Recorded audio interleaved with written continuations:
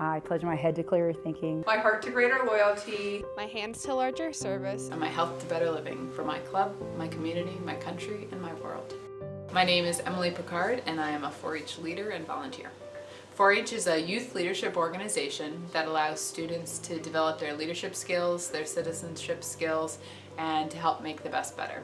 My name is Emily McCabe Alger, and my position in 4-H is a program coordinator. 4-H is a youth organization that is administered through the land-grant university system as the youth outreach component of the land-grant university system. Ours is administered through the University of Connecticut. 4-H is historically agricultural, not mainly agricultural. 4-H came about in the early 1900s to bring very rural youth together so that they could have some educational and social interaction, because children, and particularly in the Midwest and Western states, who live in rural communities have had very limited opportunity to socialize with immediate peers in their exact same age group. Many of them went to schools in schoolhouses with only maybe 12 people in them of all varying ages. So it was tough to be able to identify in a class or in a age bracket where you had lots and lots of friends. So they pulled together some opportunities where people could study and meet people that are their age. But now 4-H is international, and its field of study ranges from everything. We do still have agriculturally significant clubs, but we have robotics clubs, and we have multimedia clubs, and we have creative arts clubs, none of which are really considered agricultural. There's so many different avenues. You can do absolutely anything you would like if you're involved in 4-H. If you have an interest and you find somebody to connect with in 4-H, it can become your project. I'm Hattie Walters, and I am 14 years old. So through 4-H, I show poultry and rabbits. I used to show sheep, but then I wanted different opportunities, so I moved to rabbits. I also work in home arts, and I show poultry, photography, and then other crafts. 4-H has made me a better person because it has taught me how to be more organized, and it has taught me how to be a better communicator, and then it also taught me a lot of responsibility. STEM is an acronym for science, technology, engineering, and math. And 4-H embraces STEM is probably a better way to look at it, by giving all project areas are science-based. It may be harder to see it in some project areas than others, but all are. If you have a craft project, you still have to know how to blend color or construct something that's eye-pleasing. In a lot of crafting is very engineering-oriented. You have to be able to put something together and have it come out the way you wanted. It's not always abstract. So there are actually correct ways to do it, and all of that really lends itself to engineering. But there is an element of STEM in every 4-H project area. So it's harder to look at 4-H as like, what is 4-H doing that is STEM? I would argue that everything 4-H does is STEM, and everything that we bring to the table has a STEM element. Okay, robotics may seem more outwardly STEM-oriented than having a goat project. However, if you have to do feed rations, if you have to do genetic selection, if you're breeding for coat color, that's all very, very, very scientific, even though robotics seems at its face more scientific than rearing goats.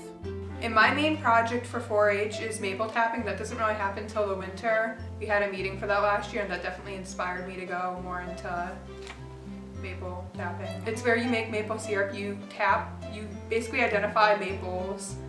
You tap them, the sap goes from the tree to a bucket. Then once the bucket is somewhat full, you basically you boil down it so it turns into syrup, and then you have maple syrup for like pancakes. That's like includes like science and technology because you have to like learn how to use certain equipment for that. I had to use like an evaporator to boil down sap. My role in 4-H, well, I'm a club member. I'm not an officer, but I like to think I have like a leadership impact on people. Like I feel like I'm approachable for like younger 4-H members to talk to. Through 4-H, you can hold many different leadership positions, such as a role in your club or in the fair. I hold an office for my fair. I'm the coordinator of special contests, and when I was in a club, I was the historian, then the secretary, and then the vice president. Leadership positions are available in 4-H at the club, the county, the state, and potentially the national level. I went to the 2014 National 4-H Congress and 2015 4-H Citizenship Washington Focus, and there are people from like all around the country.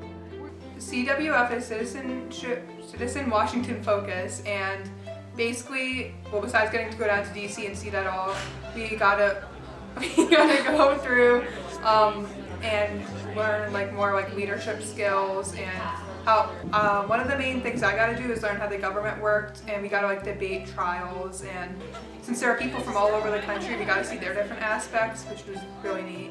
May sound like weird, but people from across the country have like different views, like you know, but you don't really know it until like you meet people from all across the country. I think it was really neat hearing like their aspects and everything about that. You realize that we aren't really here for just yourself, you're here for your community and like this whole entire world. And it kind of brings home the idea of like change and how we have the ability to make a change in the world, but it's not just yourself, it's with others, and it's only through others that we can accomplish things that are bigger than ourselves. My favorite part of being involved in 4-H is to see the growth of the youth over the years. Watch them take on different leadership roles and seek out different opportunities and watch them work through problems. For me, that's the best part. My favorite part, definitely like the family that we have in 4-H. Like I feel like our group is like really close in 4-H, and I like getting to learn and do all the activities that we get to do. But you definitely learn a lot, and like you like learn, but like you don't even know you're learning stuff until like later in life, and you're like, oh, I already learned that. The one blessing, I would like to talk about 4-H as a blessing as a parent for a moment, as opposed to as a educator. As a parent of a 18-year-old special needs child, 4-H has literally been the best thing that ever happened to my child's life, ever. And she has been fully accepted by our community always. And I would like to think not because she's my daughter, but because she brings a lot to the table as just being a good kid, and no one is judgmental and no one worries about what Michaela's abilities or disabilities, if you will, are, but really about, what are we doing today? What does Michaela bring today? And Michaela always feels loved and appreciated and supported through this program. And I think that as a parent, that all we crave for our children is for them to find an environment that they can blossom in and really thrive in.